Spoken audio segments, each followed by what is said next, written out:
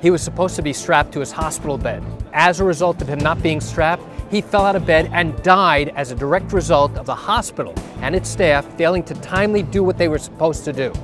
You want to learn what this is all about? Come join me as I share with you this great information. Hi, I'm Gerry Oginski. I'm a New York medical malpractice and personal injury trial lawyer practicing law in the state of New York. I'm here at the American Association of Justice Conference in Baltimore, Maryland, and I have a few moments to share this great information with you. The patient had lung cancer, and he was being worked up in the hospital for the lung cancer. But here's something interesting. He developed a series of dementia episodes where he didn't really remember where he was. So now the doctors wanted to work him up, get a series of MRIs to find out what was going on. They were worried that maybe the cancer spread to his brain. Now, as part of the instructions the doctors left for the hospital staff, they said, we want this patient strapped down to his bed. We don't want him leaving his bed, because there's a chance that if he gets up, he's going to be disoriented, not know where he is, he's going to fall out of bed. And we want to take that fall precaution. And that's exactly what they did. The doctors did the absolute right thing. They wrote an order, they said patient to be strapped to his bed. Involuntarily, can you imagine that? Now, it was for his own safety and for his own benefit. So here's what happens. His daughter goes home for the night, and 2 hours later she gets a call from the hospital saying, just want to let you know, Dad fell out of bed. He hit his head, I think you should come back.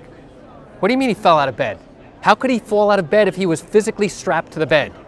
It turns out he wasn't. So let me share with you exactly what happened and why the hospital violated their own rules and regulations and failed to follow the doctor's own orders. So now, Dad was going to go and get an MRI, and that's exactly what happened. They took him from his hospital bed down to the MRI. They do the MRI, and now they're going to transfer him to a different room. So the nurse and the transporter put him on a bed and now take him into a different room on a different floor. And now they put him in his bed, they tuck him in with his sheets all nice and tight, and then they leave for the day. I shouldn't say for the day, they leave for the night. Next thing you know, a nurse comes around on rounds, they find him on the ground, unconscious. He's got a massive hematoma on his head. They immediately call for help, and it turns out that Dad never was strapped to his bed.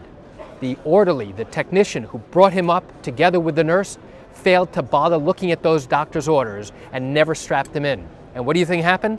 Exactly what the doctors anticipated.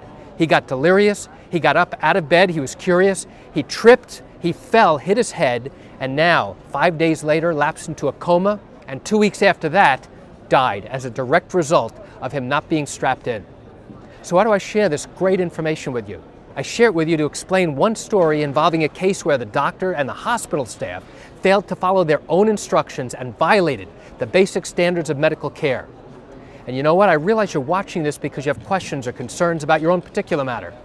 Well, if your matter happened in New York and you do have legal questions, what I encourage you to do is pick up the phone and call me. I can answer your legal questions. This is something I do every single day, and I'd love to talk to you. You can reach me at 516-487-8207 or by email at Gerry, Gerry, at oginski-law.com. That's it for today's quick video. I'm Gerry Oginski. Have a wonderful day.